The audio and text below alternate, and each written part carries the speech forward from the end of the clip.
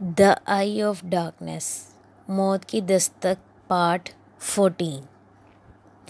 फिज़ा अभी तक यख हो रही थी। टीना ने सुना कि कोई गाहक इस पर तबसरा कर रहा था। एलिट ने पहले से ज़्यादा ज़ोर के साथ मशीन को झटका दिया, लेकिन वह टस से मस ना हुई। यही दो लफ्ज़ इसमें ऐसे फंस कर रह गए जैसे किसी गैर मरई ताकत इसे सख्ती से एक जगह पर रोक रखा हो। सफ़ेद बालों वाला कैशियर काउंटर के पीछे से बाहर आ गया। मैं इसे ठीक करता हूँ, उसने एक वेट्रेस को पुकारा। जेनी, ज़रा थर्मोस्टेट चेक करो। हमें इस सर्दी में एयर कंडीशनिंग की वजह की नहीं, हिद्दत की ज़रूरत है। यानी एयर कंडीशनिंग की नहीं बल्कि हिद्दत की ज़रूरत है। बुरे के वहाँ आने पर एलिट वहाँ से निकल गया। अगरचे कोई जैविक बॉक्स को हाथ नहीं लगा रहा था, लेकिन इसका वॉल्यूम भर गया और सारे में वही दो लफ्ज़ गूंजने लगे, ज़ोरदार आवाज़ में गरजने लगे। खिड़कियों में लर्जिश पैदा हो गई और मेज़ों पर पड़े सिल्वर के बर्तन लरसने लगे। नहीं मरी, नहीं मरी, नहीं मरी। कुछ लोग पल के झपकने लगे और अपने हाथ कानों पर रख लिए। बूढ़े आदमी को मौसीकी की गूंज के दरमियान अपनी बात सुनने के लिए चीख चीख कर बोलना पड़ रहा था, या अपनी बात सुनाने के लिए चीख चीख कर बोलना पड़ रहा था। जैविक बॉक्स के पिछली तरफ रिकॉर्डिंग बंद करने वाला बटन है। टीना अपने कान ढांपने के काबिल नहीं थी। इसके बाजू लटके हुए थे, मुंजमद, मुअल्लिक, हाथ पीछे हुए थे, लेकिन इसके अंदर इन्हें उठाने की ख्वाहिश या ताकत नहीं थी। वो चीखना चाहती थी, लेकिन इसके गले से आवाज़ नहीं निकली। मज़ीद ठंड, मज़ीद ठंड। इसने वही रूह जैसी मानूस मौजूदगी महसूस की जो एंजेला के दफ्तर में महसूस हुई जब कंप्यूटर अपने आप चलना शुरू हो गया था। उसे किसी के घूरने का वही एहसास हुआ जो कुछ देर पहले पार्किंग में हुआ था। वो बुरा मशीन की पिछली तरफ गया और बटन ढूंढ लिया। इसने कई बार इसे दबाया। नहीं मरी, नहीं मरी, नहीं मरी। स्विच ही खींचना पड़ेगा, बुरा बोला। वॉल्यूम एक बार फिर बढ़ गया। वो दोनों अल्फाज इतनी गरजदार आवाज़ में पूरे रेस्टोरेंट में गूंज रहे थे कि यकीन करना मुश्किल था कि ये मशीन इतनी ऊंची आवाज़ भी पैदा कर सकती है। एलिट ने जैविक बॉक्स को दीवार से खींचा ताकि बुरा आदमी स्विच तक पहुंच सके। इस लम्हे टीना ने महसूस किया कि इसे अपने इर्द गिर्द खौफनाक मौजूदगी से डरने की ज़रूरत नहीं थी। इससे कोई ख़तरा नहीं था। असल में बिल्कुल इसके बरक्स एक झमाके के साथ इसने एक इसरार के मरकज़ में से देख लिया। इसके हाथ जो पीछे हुए थे खुल गए। तनाव इसकी गर्दन और कंधे के पट्ठों से निकल गया। इसकी धड़कन ज़ोरदार गूंज से ज़रा कम हो गई, लेकिन अभी तक मामूल पर नहीं आई थी। अब दहशत की जगह जोश ने ले ली थी। अगर वह चाहती तो अब चीख सकती थी, लेकिन अब वो चीखना नहीं चाहती थी। जिस वक्त सफ़ेद बालों वाला बूढ़ा अपने लरसते हाथों के साथ दीवार पर लगे स्विच को आगे पीछे करके खींच रहा था तो टीना ने इसे मना करना चाहा। वो देखना चाहती थी कि अगर कोई जैविक बॉक्स को कंट्रोल करने वाली मौजूदगी में मदाखलत नहीं करता तो क्या होगा, लेकिन इससे पहले कि वो अपनी अजीबो-गरीब फरमाइश का अल्फाज दे सकती, बुरे ने स्विच खींच लिया। दो लफ्ज़ी पैगाम की गूंजदार तकरार के बाद पैदा होने वाली खामोशी हैरानकुन थी। इस हैरानकुन सुकून के एक सेकंड बाद वहाँ मौजूद हर कोई बुरे की तारीफ कर रहा था। वेट्रेस जेनी ने काउंटर के पीछे से पुकारा, है एल, मैंने थर्मोस्टेट को नहीं छेड़ा। ये बता रहा है कि हरारत 76 दर्जे पर रखा गया है। बेहतर है खुद ही देख लो। तुम खुद ही कुछ करो, एल ने कहा। हरारत दोबारा बढ़ रही है। मैंने इसे नहीं छेड़ा, जेनी ने इसरार किया। एल ने इसका यकीन नहीं किया, लेकिन टीना ने कर लिया। एलिट ने जैविक बॉक्स से हटकर टीना को तशवीश के साथ देखा। क्या तुम ठीक हो? हाँ, इतनी बेहतर के एक तवील अरसे से इतनी बेहतर नहीं हुई थी। एलिट ने इसकी मुस्कुराहट पर खफगी के साथ भुवें उचकाई। मैं जानती हूँ ये क्या है एलिट, मैं ठीक ठीक जानती हूँ क्या हुआ। चलो छोड़ो, इसने पुरजोश अंदाज में कहा। चलो चलते हैं। वो टीना के रवैये में तब्दीली से कंफ्यूज हो गया, लेकिन वो इस रेस्टोरेंट में इसे तफसील नहीं बताना चाहती थी। इसने दरवाज़ा खोला और वो बाहर चली गई। तूफ़ानी हवाओं का ज़ोर अभी बरकरार था, लेकिन इसकी शिद्दत वो नहीं थी जो टीना और एलिट ने रेस्टोरेंट की खिड़कियों से महसूस की थी। मशरिक़ की जानिब से तेज़ हवा शहर में फैल रही थी। गर्द और सहरा की बारीक सफ़ेद रेत से मुज़य्यन हवा इनके चेहरों से टकरा रही थी और बदज़ायका महसूस हो रही थी। उन्होंने सर नीचे की और रेस्टोरेंट के सामने से होते बगली हिस्से की तरफ बढ़े। मर्सिडीज़ के अंदर दरवाजे लॉक करके अंधेरे में बैठकर वो बोली, ये बात हैरानकुन नहीं कि हम इसे समझने में कामयाब नहीं हो सके। ऐसे वक्त में हम मुसलसल गलत पहलू से देखते रहे हैं। इतना चहक क्यों रही हो? उल्टा सोचते रहे हैं, कोई हैरत की बात नहीं। तुम क्या बात कर रही हो? क्या तुमने देखा कि मैंने वहाँ क्या देखा? क्या तुमने जेविक बॉक्स सुना था? मुझे नहीं लगता इससे तुम्हें कोई खुशी मिली होगी। मेरा तो खून सर्द हो गया था। अजीब हालत थी। सुनो, वो पुरजोश अंदाज में बोली, हमने सोचा कि कोई मुझे ये पैगामात भेज रहा था कि डेनी ज़िंदा है। हालांकि वो मर चुका था और मुझे गुमराह किया गया, या कम से कम मुझे ये बताने की कोशिश की गई कि इसकी मौत जिस तरीके से हुई वो इससे मुख्तलिफ है जो मुझे बताई गई। लेकिन ये पैगामात किसी अजियत पसंद इंसान की तरफ से नहीं आ रहे थे, और ऐसे शख्स की तरफ से भी नहीं आ रहे थे जो से राज हादसे के बारे में हकीकी स्टोरी तशत अज़बाम करना चाहता था। उन्हें किसी मुकम्मल अजनबी या माइकल ने नहीं भेजा था। वो बिल्कुल वैसे हैं जो नज़र आते हैं। एलियट ने उलझे हुए अंदाज में कहा, अच्छा, अगर तुम्हारे अंदाज में सोचें तो बताओ वो कैसे नज़र आने चाहिए? वो मदद के लिए पुकार रहे हैं। क्या? ये आवाज़ें डेनी की तरफ से आ रही हैं। एलियट ने टीना की तरफ हैरत और तरहम के मिले जुले अंदाज में देखा। इसकी स्याह आंखें दूर से आने वाली रोशनी में चमक रही थीं। तुम क्या कह रही हो कि डेनी ने कब्र में से तुम्हारे साथ राब्ता किया ताकि रेस्टोरेंट में उथल पुथल पैदा हो? टीना, क्या तुम वाकई समझती हो इसका भूत एक जैविक बॉक्स में बोल रहा था? नहीं नहीं नहीं, मैं कह रही हूँ कि डेनी मरा नहीं। रुको, मेरा डेनी जिंदा है, मुझे कामिल यकीन है। हम पहले भी इस पर बहस कर चुके हैं और हमने ये इम्कान मुस्तरद कर दिया था, एलियट ने याद दिलाया। हम गलत थे। जब रोस्की, लंकन और दीगर लड़के हो सकता है कि सेराज में मारे गए हों, लेकिन डेनी नहीं मरा। मैं जानती हूँ। ये बिल्कुल एक अल्हाम जैसा है, एक वीएन के जैसा। हो सकता है वहाँ कोई हादसा हुआ हो, लेकिन इसकी नोयत वैसी नहीं जैसे हमें बताई गई। ये कोई मुख्तलिफ और नहायत अजीब थी। ऐसा पहले भी बादस कियास है, लेकिन हुकूमत इसको छुपाना चाहती थी। चुनाचे वो तंजीम जिसके लिए केनी बैग काम करता है को राब की जिम्मेदारी सौंपी गई। इस हद तक मैं तुम्हारे साथ हूँ, एलिट ने कहा। यह मंतकी है, लेकिन तुम ये कैसे कह सकती हो डेनी जिंदा है? ज़रूरी नहीं कि ऐसा हुआ हो। मैं तुम्हें वो बता रही हूँ जो मैं जानती हूँ, जो महसूस करती हूँ, टीना ने कहा। डिनर के दौरान मेरे अंदर सुकून और यकीन का गहरा एहसास पैदा हुआ। तुम्हारे जेविक बॉक्स का स्विच ऑफ करने के फैसले से पहले यह सिर्फ सुकून का कोई अंदरूनी एहसास नहीं था, ये बाहर से मुझ पर मुनकशिफ हुआ, एक लहर की तरह। ओह खुदाया, मैं इसकी वजाहत नहीं कर सकती। मैं जानती हूँ मैंने क्या महसूस किया, या मैं क्या महसूस कर रही हूँ। डेनी मुझे यकीन दिलाने की कोशिश कर रहा था, ये बताने की कोशिश कर रहा था कि वो अब भी ज़िंदा है। मैं जानती हूँ कि डेनी हादसे में बच गया, लेकिन उन्होंने इसे वापस घर इसलिए नहीं जाने दिया क्योंकि वो हर किसी को बता सकता था कि लोगों की मौत की जिम्मेदार खुद हुकूमत है, जिससे इनके खुफिया फ़ौजी मरकज़ के बारे में लोगों को पता चल जाता। तुम तनकनों का सहारा लेने की कोशिश कर रही हो, या तिनकों का सहारा लेने की कोशिश कर रही हो? नहीं, टीना ने इसरार किया। तो फिर डेनी कहाँ है? उन्होंने डेनी को किसी जगह रखा हुआ है। मैं नहीं जानती कि उन्होंने उसे मारा क्यों नहीं। मैं नहीं जानती कि वो इसे कितनी देर तक ऐसे ही बंद रखना चाहते हैं, लेकिन वो ऐसा ही कर रहे हैं। हो सकता है हालात बिल्कुल ऐसे ना हो, लेकिन ये बात सच्चाई के करीब करीब है। टीना, इसने मदाखलत नज़रअंदाज कर दी। ये सीक्रेट पुलिस फोर्स, वो लोग जो केनी बैग के पीछे हैं, वो समझते हैं कि प्रोजेक्ट पेंडोरा में से कोई इनके ख़िलाफ़ खड़ा हो गया और मुझे डेनी से पेश आने वाले हालात के बारे में बताया। यकीनन वो गलती पे हैं। ये इनमें से कोई नहीं था, ये डेनी है।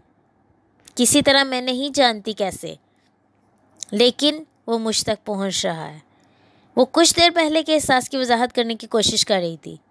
किसी तरह किसी तरीके से वो पहुंच रहा है अपने जहन के साथ।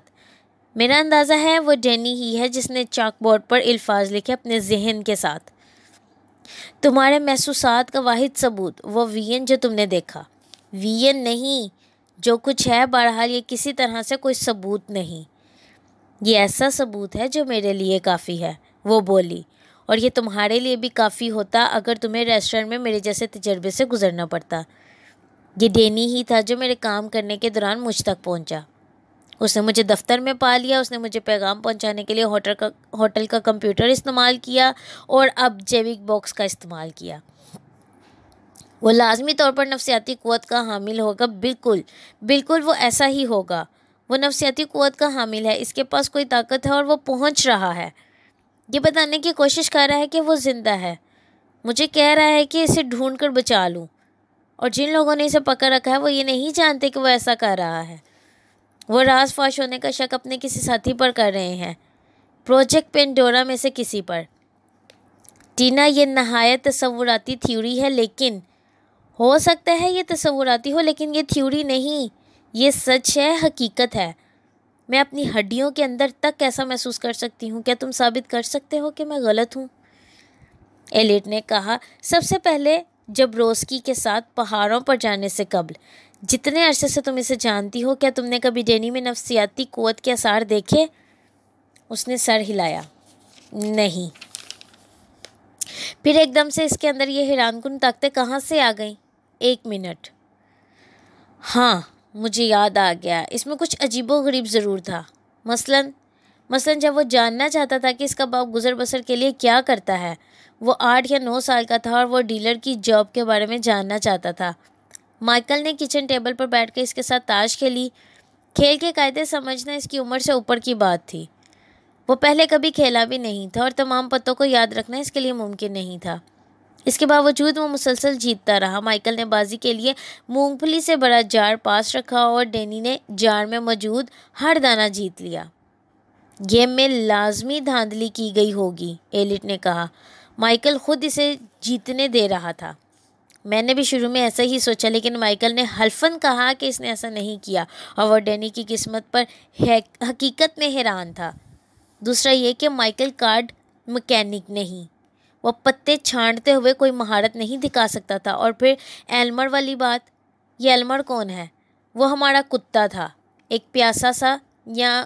प्यारा सा कुत्ता। 2 साल पहले एक दिन मैं किचन में कोई डिश बना रही थी तो डैनी मेरे पास आकर बताने लगा कि एल्मर का सेहन कोई नामो निशान नहीं। बज़ाहिर कुत्ता गेट से इस वक्त बाहर निकल गया जब माली पास नहीं था। डैनी ने कहा, इससे पक्का यकीन है कि एल्मर वापस नहीं आएगा। वह किसी ट्रक की टक्कर से मारा जा चुका है। मैंने उसे तसल्ली दी कि फ़िक्र ना करो। मैंने कहा, हम कुत्ते को बखैर आफियत ढूंढ निकालेंगे, लेकिन हम ऐसा कभी ना कर सके। वह हमें दोबारा कभी ना मिल सका। सिर्फ इसलिए कि तुम कुत्ते को नहीं ढूंढ सके का मतलब ये नहीं कि उसे ट्रक ने कुचल दिया। डैनी के लिए सबूत काफ़ी था। इसने हफ्तों सोग मनाया। एलिड ने आ बढ़ी। ताश की गेम जीत लेना महज खुशकिस्मती है, जैसा कि खुद तुमने कहा, और ये पेशगोई करना कि घर से भागा एक कुत्ता ट्रैफिक हादसे में मारा गया या मौजूदा हालात में कायम किया गया माकूल मफरूज़ा है और बिलफर्ज महाल। अगर ये नफसियाती क़ुव्वत की मिसालें हों तो भी ये इन बातों से करोड़ मील दूर है जो तुम डैनी से मंसूब कर रही हो। मैं जानती हूँ, किसी वजह से इनकी सलाहियतों में ज़बरदस्त क़ुव्वत आ गई है। मुमकिन है इसकी वजह वो सूरत हाल हो जिससे वो अभी गुजर आया है, खौफ या दबाव। अगर खौफ और दबाव से इसकी नफसियाती सलाहियतों में इजाफा हो सकता है तो इसने इतने महीनों से राब्ते की पहले कोशिश क्यों नहीं की? हो सकता है ये सलाहियत 1 साल तक मुसलसल खौफ और दबाव बरकरार रखने से पैदा होती हो। मैं नहीं जानती। इसके चेहरे पर गैर मंतकी गुस्से का सैलाब मौजूद था। खुदाया, मैं इस सवाल का जवाब कैसे दे सकती हूँ? धीरज, वो बोला। तुमने खुद मुझे इस थ्योरी की बुनियाद हिलाने के लिए कहा, इसीलिए मैं ऐसा कर रहा हूँ। नहीं, वो बोली, जहाँ तक मैं समझ सकती हूँ तुमने अभी तक बुनियाद नहीं हिलाई। डैनी अभी ज़िंदा है, किसी जगह मुकीद है, और वह अपने जहन के ज़रिए मुझ तक रसाई की कोशिश कर रहा है। टेलीपैथी के ज़रिए नहीं, टेलीपैथी नहीं, वो चीज़ों को सिर्फ सोच के ज़रिए हरकत देने के काबिल है। तुम इसे क्या कहते हो? क्या इस सलाहियत के लिए कोई नाम नहीं? टेलीकिनेसिस, एलिट ने कहा। हाँ, यही है वो टेलीकाइनेटिक जो कुछ डिनर में हुआ था। तुम इसकी कोई बेहतर वजाहत कर सकते हो? सच कहूँ तो नहीं कर सकता। क्या तुम ये बताना चाह रहे हो कि ये महज इत्तेफाक था कि टेप रिकॉर्डर इन्हीं दो अल्फाज पर फंस गया? नहीं, एलिट ने कहा, यह महज इत्तेफाक नहीं था, बल्कि ये डेनी के अमकान से भी ज़्यादा गैर मुमकिन होगा। गोया तुम मान रहे हो कि मैं ठीक कह रही हूँ? नहीं, एलिट ने कहा, मैं कोई बेहतर वजाहत नहीं सोच सकता, लेकिन मैं तुम्हारी वजाहत कबूल करने को भी तैयार नहीं। मैंने इस नफ्सियाती ताकत की बकवास पर कभी यकीन नहीं रखा। अगले 1 या 2 मिनट के लिए इन दोनों में से कोई भी नहीं बोला। आखिरकार टीना ने कहा, मैं ठीक कह रही हूँ एलिट। मैं जानती हूँ मेरी थ्योरी हर चीज़ की वजाहत करती है, हत्ता कि मेरे डरावने ख्वाब। ये डेनी का मुझ तक रसाई का एक और तरीका। वो कई हफ्तों से मुझे डरावने ख्वाब भेज रहा है। यही वजह है कि यह ख्वाब मेरे मामूल के ख्वाबों से ज़्यादा ताकतवर और बामायनी है। ऐसा लगा कि उसे टीना की पहली बातों के मुकाबले में नई बातों से ज़्यादा गुस्सा आया था। रुको रुको रुको, अब तुम टेलीकिनेसिस के अलावा किसी और ताकत की भी बात कर रही हो? अगर इसके पास एक सलाहियत है तो दूसरी क्यों नहीं हो सकती? क्योंकि बहुत जल्द तुम ये कहोगी कि वो खुदा है। सिर्फ टेलीकिनेसिस और मेरे ख्वाबों पर असरअंदाज होना ये वाज़े करता है कि मैंने इसकी कॉमिक बुक में मौत की सरबस्ता सूरत के बारे में ख्वाब क्यों देखा। अगर डेनी मुझे ख्वाब में पैगामात अरसाल कर रहा है तो ये फितरी बात है कि वो वही इशारे इस्तेमाल करेगा जिनसे वो मनूस है, मसलन पसंदीदा हॉरर स्टोरी में आफरियत का किरदार। लेकिन अगर वो तुम्हारी तरफ ख्वाब भेज सकता है तो वाज़े और साफ पैगाम क्यों नहीं भेज सकता, जिसमें बताया कि इसके साथ क्या वकूफ़ पज़ीर हुआ और अब वो कहाँ है? क्या उसे ऐसी मदद नहीं मिल सकती जिसकी इसे ज़रूरत है? वो इतना गैर वाज़े और बिला वास्ता क्यों है? उसे एक जामे ज़हनी पैगाम भेजना चाहिए, एक से नफ्सियाती ईमेल, जिससे तुम्हारे लिए समझना बहुत आसान होता। तंज करने की ज़रूरत नहीं, वो बोली। मैं तंज नहीं कर रहा, बल्कि एक सख्त सवाल कर रहा हूँ। ये तुम्हारी थ्योरी में एक और झोल है। वो मैं टलने वाली नहीं थी, यानी वो भी कोई टलने वाली नहीं थी। ये झोल नहीं, इसकी अच्छी वजाहत है। जैसा कि मैंने तुम्हें बताया, डेनी हकीकत में टेलीपैथिक नहीं, वो टेलीकाइनेटिक है, चीज़ों को अपने दिमाग की ताकत से हरकत देने का माहिर। वो किसी हद तक ख्वाबों पर भी असरअंदाज होता है, यह हो सकता है, लेकिन वो मुतल्लिक टेलीपैथिक नहीं। वह तफसीली सोचे नहीं भेज सकता, वो वाज़े ज़हनी पैगामात अरसाल नहीं कर सकता, क्योंकि इसके पास इतनी ताकत और कंट्रोल नहीं। इसलिए जितना मुमकिन है इसने मुझ तक पहुंचाने की कोशिश की। क्या तुम हमारी सुनोगी? मैं सुनती आ रही हूँ, वो बोली। मैं पागल खाने के कवि उम्मीदवार की तरफ या उम्मीदवार की तरह नज़र आते हैं। आई रिपीट, हम पागल खाने के कवि उम्मीदवार की तरह नज़र आते हैं। नहीं नहीं, मैं ऐसा नहीं समझती। ये नफ्सियाती ताकत की बात, ये कोई ज़्यादा काबिल एतबार नहीं है, एलिट ने कहा। फिर इसकी वजाहत करो कि डिनर में क्या हुआ। मैं नहीं कर सकता, लानत हो, मैं नहीं कर सकता, उसने कहा। इसकी कैफियत ऐसे पादरी किसी थी जिसका ईमान डगमगा गया था। वह ईमान जिस पर शकूक व शुबहात तारी थे, वो मजहबी नहीं, साइंसी जहन का आदमी था। उसे वकील की तरह सोचना बंद करो, वो बोली। हक़ाइक़ को घूंघों की तरह जाल में जमा करने की कोशिश बंद करो। मुझे ऐसे ही सोचने की तरबियत दी गई है। मैं जानती हूँ, टीना ने हमदर्दी से कहा, लेकिन दुनिया ऐसी गैर मंतकी चीज़ों से भरी पड़ी है जो बिलाशुबा सच हैं, और ये इनमें से एक है। हवा स्पोर्ट्स कार से सर पटक रही थी, खिड़कियों के बाहर करा रही थी जैसे अंदर घुसने का रास्ता ढूंढ रही हो। एलिट ने कहा, अगर डेनी के पास ज़बरदस्त ताकत है तो वो सिर्फ तुम्हें क्यों पैगाम भेज रहा है? इसने और किसी से कम माइकल के साथ रब्ता क्यों नहीं किया? हो सकता है वो माइकल को इतना करीब ना समझता हो उसके पास पहुंचने के लिए।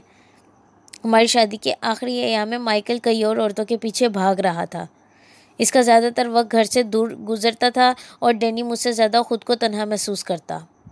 मैंने कभी माइकल के ख़िलाफ़ बातें नहीं की, बल्कि इसके चंद अफ़आल को जायज़ करार देने की कोशिश की, क्योंकि मैं नहीं चाहती थी कि डेनी इसके साथ नफ़रत करे। लेकिन डेनी भी इतना ही आज़ुर्दा था, खातिर था।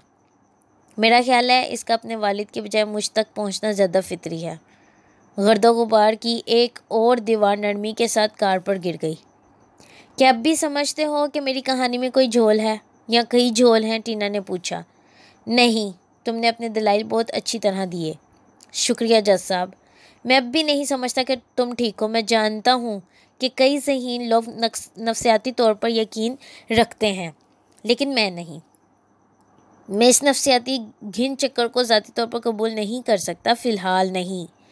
मैं किसी कम माफूकुल फितरत वजाहत का इंतज़ार कर रहा हूँ, और अगर तुम्हें ये मिल जाती है तो मैं इस पर संजीदगी से गौर करूँगी, टीना ने कहा। एलिट ने अपने हाथ इसके कंधे पर रखा या अपना हाथ इसके कंधे पर रखा। मैं जिस वजह से तुम्हारे साथ बहस कर रहा हूँ वो ये है कि मुझे तुम्हारी फ़िक्र है टीना। मेरे होशो हवास की? नहीं नहीं, ये नफ्सियाती क़ुव्वत की कहानी मुझे परेशान करती है, ज़्यादातर इसलिए कि ये तुम्हें ये उम्मीद देती है कि डैनी अभी भी ज़िंदा है और यह ख़तरनाक है। मुझे ऐसे लगता है तुम खुद को बुरे वक्त और गहरे दर्द की तरफ ले जा रही हो। नहीं, बिल्कुल नहीं, क्योंकि डैनी वाकई अभी तक ज़िंदा है। लेकिन अगर वो ना हुआ तो? वो ज़िंदा है। अगर तुम्हें पता चला कि वो मर गया है तो ये ऐसे होगा जैसे तुम इसे दोबारा से खो दो। लेकिन वो मरा नहीं, टीना ने इसरार किया। मैं महसूस करती हूँ, जानती हूँ एलिट। और अगर वो मरा हुआ तो? एलिट ने पूछा। वो भी अपनी बात पर इतना ही मिसर था जितनी कि वो कुछ झिझकी। फिर मैं तब देख लूँगी। क्या वाकई? वाकई। इस नीम तारीक माहौल में जहाँ हर चीज़ धुंधली धुंधली नज़र आ रही थी, टीना को इसकी आंखें चुभती महसूस हुई। इसको लगा कि वो इसकी तरफ नहीं देख रहा बल्कि इसके अंदर झांक रहा था। आखिरकार इसने कहा, मैं तुम्हारा दिल टूटा हुआ नहीं देखना चाहता। ये नहीं टूटेगा। मैं ऐसा करने के लिए जो बन पड़ा वो करूँगा, मैं जानती हूँ। लेकिन करने को ज़्यादा कुछ है नहीं। ये मेरे हाथ में नहीं। हमारे हालात के बहाव के साथ बहना पड़ेगा। आई रिपीट, हमें हालात के बहाव के साथ बहना पड़ेगा, एलिट ने आ बढ़कर कहा। बेहतर है हम रवाना हो जाएं। हमें कुछ शॉपिंग करना है, सर्दियों के कोट और 2 टूथब्रश। अगरचे टीना डैनी के ज़िंदा होने के गैर मुतज़लज़ल एहसास से मामूर थी, फिर भी चार्ल्स्टन बिलोवार्ड पर चलते एक नामालूम खौफ ने दोबारा इसके अंदर सर उठा लिया। वो इस अजीब सच्चाई से मज़ीद खौफज़दा नहीं थी जिसका रेनू में सामना हो सकता था। डैनी के साथ जो कुछ भी हुआ वो अब भी खौफनाक था, दहला देने वाला था, लेकिन वो ये नहीं समझती थी कि ये इससे ज़्यादा तकलीफ़ दे नहीं हो सकता जितना इसकी मौत का एहसास हो चुका था। अब वो सिर्फ इस अमकान से खौफज़दा थी कि हो सकता है वो डैनी को ढूंढ ले, लेकिन उसे रिहाई ना दिला सके। इसका सुराग लगाने के अमल के दौरान मुमकिन है इसे और एलिट को हलाक कर दिया जाए। अगर वो डैनी का सुराग लगा लेते हैं लेकिन इसे बचाते हुए मारे जाते हैं तो फिर ये किस्मत का बहुत बड़ा मजाक होगा। यकीनन वो अपने तजर्बे की रोशनी में जानती थी कि किस्मत की भारी भरकम आस्तीन में ऐसे अनगिनत मजाक छुपे हुए हैं और यही वजह थी कि वो खौफज़दा थी। वेलिस ब्रोक्स्टर ने अपने केनू के टोकन का जायज़ा लिया। वो कैसीनो की छत पर लटके इलेक्ट्रॉनिक बोर्ड पर चमकने वाले जीत के नंबरों के साथ एहतियात के साथ मवाजना किया। वो गेम के नताइज में दिलचस्पी जाहिर करने की भरपूर कोशिश कर रहा था, लेकिन हकीकत में इसे ज़रा भर परवाह नहीं थी। इसके हाथ में मौजूद निशान ज़दा टोकन बेवकूफ़ था। वो इसे बाजी लगाने वाली खिड़की की तरफ नहीं ले गया और इस पर कोई बाजी नहीं लगाई। वो टोकन को सिर्फ आड़ के तौर पर इस्तेमाल कर रहा था। वो कैसीनो के सिक्योरिटी एहलकारों की नज़रों में नहीं आना चाहता था और इनकी नज़रों से बचने का आसान तरीन तरीका ये था कि वो कम से कम ख़तरे के तौर पर नजर आए। ये बात जहन नशीन रखते हुए ब्रोक्स्टर ने सस्ता सब्ज रंग का पॉलिएस्टर सूट, स्याह जूते और सफ़ेद जुराबें पहनी थी। इसके पास डिस्काउंट कूपन वाली 2 कॉपियाँ थीं जो कैसीनोज़ मशीन पर खेलने वालों को मैदान में राग़िब करने के लिए इस्तेमाल होते हैं या करते हैं, और इनकी गर्दन में कैमरा झूल रहा था। मज़ीद बरआं कीनू एक ऐसी गेम थी जो काया जवारियों या धोखेबाजों के लिए ज़्यादा पुरकशिश नहीं थी। यही 2 किस्म के गाहक सिक्योरिटी वालों की नज़र में रहते थे। वेलिस ब्रॉक्स्टर को यकीन था कि इसकी वाज़ेह कत्तेबंदी और आमियाना थी और कोई वजह नहीं कि कोई गार्ड इसे उचकती नज़रों से देखकर अंगड़ाई ना ले। वो अपने मिशन में नाकाम ना होने के लिए पुरज़म था। ये कैरियर बनाने या फिर कैरियर ख़त्म करने का मौका था। इसका नेटवर्क हर उस शख्स को राह से हटाना चाहता था जो डेनी एवंस की लाश के तबई मुआने का ख्वाहा हो, और वो एजेंट जो एलिट स्ट्राइकर और क्रिस्टीना एवंस को निशाना बना रहे थे, वो इन दोनों को हलाक करने के अहकामात की तामील में अभी तक नाकाम रहे थे। इनकी इसी सुस्ती ने वेलिस ब्रॉक्स्टर को कैरियर बनाने का मौका फराहम किया। अगर वो इस कैसीनो में भरे मजमे के दौरान अपना काम कर लेता तो इसकी तरक्की यकीनी थी। ब्रॉक्स्टर इस लिफ्ट के पास खड़ा था जब बाली होटल के निचले फ्लोर पर शॉपिंग आर्केड से ऊपर कैसीनो तक जाती थी। जुए की मेज़ में गाहे बगाहे वक्फे के दौरान अकड़ी गर्दनों और थके कंधों और ढीले बाजुओं के साथ ये थके हारे डीलर्स निचले वाले हिस्से में बने लाउंज में आराम करते थे। एक ग्रुप अभी नीचे गया था और वो अपने आखिरी फेरे के लिए वापस आएगा, जिसके बाद नया स्टाफ नई शिफ्ट संभालेगा। ब्रॉक्स्टरान में से एक डीलर का इंतज़ार कर रहा था, माइकल एवंस। उसे उम्मीद नहीं थी कि वो इसे काम के दौरान ढूंढ लेगा। उसने सोचा था कि एवंस तबाहशुदा घर पर नज़र रख रहा होगा, जबकि अमदादी कारकुन लोहे और कंक्रीट के मलबे को खंगाल कर इस औरत की लाश तलाश कर रहे थे जो इनके ख्याल में नीचे दफन हो गई थी। लेकिन जब 30 मिनट पहले ब्रॉक्स्टर होटल में आया तो एवंस जुए की मेज़ पर बैठा खिलाड़ियों के साथ गुफ्तगू कर रहा था। लतीफ़े चल रहे थे। वो इस तरह दांत निकाल रहा था जैसे इसकी ज़िंदगी में कोई अहम वाक़या रूनुमा नहीं हुआ। शायद एवंस अपने साबिक घर में धमाके के बारे में नहीं जानता था, या हो सकता है वो जानता हो लेकिन अपनी साबिक बीवी को कोई अहमियत ना देता हो सकता है कि इनकी तलाक तल्ख अंदाज में हुई हो। ब्रॉक्स्टर इस वक्त एवंस के करीब होने में नाकाम रहा था। जब वो ब्रेक के आगाज़ में जुए की टेबल से रवाना हुआ, चनाचे फिर वो इस जगह पर लिफ्ट के करीब खड़ा हो गया। वो ऐसे जाहिर कर रहा था जैसे वो कैसीनो बोर्ड की तरफ जाने में दिलचस्पी रखता हो। वो पूरे एतमाद था कि अगले चंद मिनटों में वापसी पर वो एवंस का काम तमाम कर देगा। बोर्ड पर आखिरी कैसीनो नंबर चमक रहे थे। वेलिस ब्रॉक्स्टर ने इनका जायज़ा लिया, फिर अपना गेम कार्ड मायूसी और कराहत के साथ ऐसे घुमाया जैसे वो मुश्किल से कमाए डॉलर्स हार गया था। उसने लिफ्ट की तरफ देखा। काले ट्राउज़र सफ़ेद शर्ट्स में मलबूस डीलर्स की तादाद में इजाफा हो रहा था। ब्रॉक्स्टर ने लिफ्ट से ज़रा हट कर कैसीनो कार्ड खोल लिया। इसने एक बार फिर इनका मुवाजना इलेक्ट्रॉनिक बोर्ड के नंबर से किया, जैसे ज़िंदगी में पहली बार इसने गलती की हो। माइकल एवंस लिफ्ट से निकलने वाला 7वां डीलर था। वो एक खुश शक्ल नरमरू इंसान था जो आहिस्तगी से चल रहा था। वो रास्ते में इंतहाई हसीन वेट्रेस के साथ गुफ्तगू करने के लिए खड़ा हुआ और वेट्रेस ने भी इसे मुस्कुराहट से नवाजा।